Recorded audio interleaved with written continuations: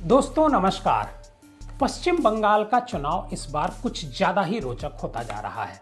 वैसे तो पूरे देश में 5 राज्यों में विधानसभा के चुनाव हो रहे हैं, लेकिन सबसे ज़्यादा चर्चा अगर हो रही है तो पश्चिम बंगाल की। और पश्चिम बंगाल की चर्चा इस वजह से हो रही है क्योंकि ममता बनर्जी और भारतीय जनता पार्टी के बीच जो टक्कर है वो इस बार एकदम अलग मुकाम पर पहुंच गई है। एकदम अलग तरीके से दोनों पार्टियां एक दूसरे को नीचा दिखा करके, डरा करके वोट हासिल करना चाहती हैं। बीजेपी ममता बनर्जी का डर दिखा करके वोट हासिल करना चाहती है, तो ममता बनर्जी भारतीय जनता पार्टी से लोगों को आगाह करके वोट इस बार हासिल करना चाहती हैं। ममता बनर्जी चेतावनी देकर के कहती हैं कि बीजेपी से बच कर रहना। ममता बनर्जी बार बार ये समझाने की कोशिश कर रही हैं कि अगर पश्चिम बंगाल के लोग बीजेपी के बहकावे में आ गए और बहकावे में आकर के बीजेपी को वोट दे दिया और सत्ता की चाबी सौंप दी, तो पश्चिम बंगाल में कुछ नहीं बचेगा, सब कुछ बर्बाद हो जाएगा। आखिर ममता बनर्जी इतनी आक्रामक क्यों है? इस वीडियो में हम इसके बारे में बहुत डिटेल में बात करेंगे और भारतीय जनता पार्टी ममता बनर्जी को किस तरीके से घेरने की कोशिश कर रही है इसकी भी हम चर्चा करेंगे। लेकिन सबसे पहले बात ममता बनर्जी की। अगर आप हमारे इस चैनल पर नए हैं, पहली बार हमारा प्रोग्राम देख रहे हैं, तो हमारे चैनल को सब्सक्राइब ज़रूर कीजिएगा, क्योंकि जब आप सब्सक्राइब करते हैं तो हमें एक प्रेरणा मिलती है कि हमारे काम को सराहा जाता है। बात ममता बनर्जी की। ममता बनर्जी बीजेपी के नाम पर डराने की जो शुरुआत है वो मुस्लिम समुदाय के साथ जो वो संवाद करती हैं उससे करती हैं। पश्चिम बंगाल में तृणमूल कांग्रेस के लिए मुस्लिम फैक्टर चुनावी राजनीति का सबसे बड़ा मजबूत आधार पहले से रहा है। वेस्ट बंगाल में मुस्लिम समुदाय की पूरी आबादी करीब 27 से 30% है और बड़ी बात यह है कि 100 से 120 विधानसभा सीटों पर मुस्लिम समुदाय निर्णायक भूमिका में रहते हैं। अपने को मुस्लिम वोटर को आगाह करते हुए एक चुनावी रैली में ममता बनर्जी साफ तौर पर बोल चुकी हैं कि हम हैं इसलिए आप सुरक्षित हैं। अपनी बात को समझाते हुए कहती हैं कि अगर हम किसी दिन न रहें तो 1 सेकंड लगेगा जब एक समुदाय इकट्ठा होकर आएगा और आपको घेर लेगा, फिर 1 सेकंड में 12 बजा देगा, यानी खत्म कर देगा। अगर आपको इससे बचना है तो बीजेपी के इस दुष्प्रचार में फंसकर गलती मत करना। एक रिपोर्ट कहती है कि 2024 के चुनाव में मुस्लिम वोटों का 73 से 83% वोट तृणमूल कांग्रेस के साथ रहा।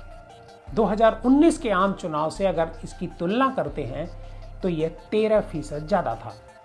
2021 के विधानसभा चुनाव में 112 मुस्लिम दबदबे वाली सीटों में से 106 सीट तृणमूल कांग्रेस ने जीती थी। केवल 6 सीट भारतीय जनता पार्टी ने जीती थी, वो भी मुस्लिम वोटों के बंटवारे की वजह से। वैसे लोकसभा चुनाव के दौरान इंडिया ब्लॉक के बैनर तले जो भी पार्टियां चुनाव लड़ रही थीं, वह सभी पार्टियां लोगों को समझा रही थीं कि अगर बीजेपी सत्ता में लौटी तो संविधान बदल देगी और आरक्षण भी खत्म कर देगी। ऐसे और भी नैरेटिव के जरिए लोगों को बीजेपी के खिलाफ समझाने की कोशिश हुई। बीजेपी की तरफ से भी इस तरह की कोशिशें हुई। खुद प्रधानमंत्री नरेंद्र मोदी ने एक चुनावी रैली में कहा था कि विपक्ष के लोग अगर सत्ता में आ गए तो उनके घरों की महिलाओं को अपना मंगलसूत्र तक बेचना पड़ सकता है। चुनाव नतीजे आए तो मालूम हुआ कि मोदी की मंगलसूत्र वाली अपील का कोई असर नहीं हुआ। बीजेपी ने अब की बार 400 का नारा भी दिया था, लेकिन अपने बलबूते बहुमत नहीं ला सकी। मतलब इस तरह की बातें नेता वोटरों को लुभाने के लिए, डराने के लिए करते हैं, लेकिन उनकी बात का कितना असर होता है ये चुनाव नतीजों के बाद पता चलता है। ममता बनर्जी सिर्फ मुस्लिम समुदाय को ही नहीं आगाह कर रही हैं, बल्कि वो जो हिंदू समुदाय के लोग हैं, बंगाली समुदाय के लोग हैं, उन्हें भी बता रही हैं कि वे बीजेपी के बहकावे में आने से बचने का प्रयास करें, क्योंकि उनको खतरा बीजेपी से ही है। लिहाजा रैली कहीं भी हो, निशाने पर उनकी बीजेपी ही रहती है। ममता बनर्जी कहती हैं कि वे लोग, बीजेपी के बारे में वो बात करती हैं, खुद लूटते हैं, झूठ बोलते हैं और आरोप दूसरे पर लगा देते हैं। ममता बनर्जी कहती हैं कि मैं मुख्यमंत्री के रूप में वेतन भी नहीं लेती हूँ, किसी के पैसे की चाय नहीं पीती, फिर भी वो मुझे चोर कहते हैं। खुद को इस बार ममता बनर्जी पीड़ित की तरीके से पेश कर रही हैं और पेश करके पब्लिक से सीधे कनेक्ट करने की कोशिश कर रही हैं और कहती हैं कि उन्होंने मुझसे सब कुछ छीन लिया, अब मेरे पास सिर्फ और सिर्फ जनता है। मतलब इमोशनल कार्ड भी ममता बनर्जी खेलती हैं। ममता बनर्जी लोगों को बताती हैं कि उन्हें बीजेपी और चुनाव आयोग किसी पर भरोसा नहीं है।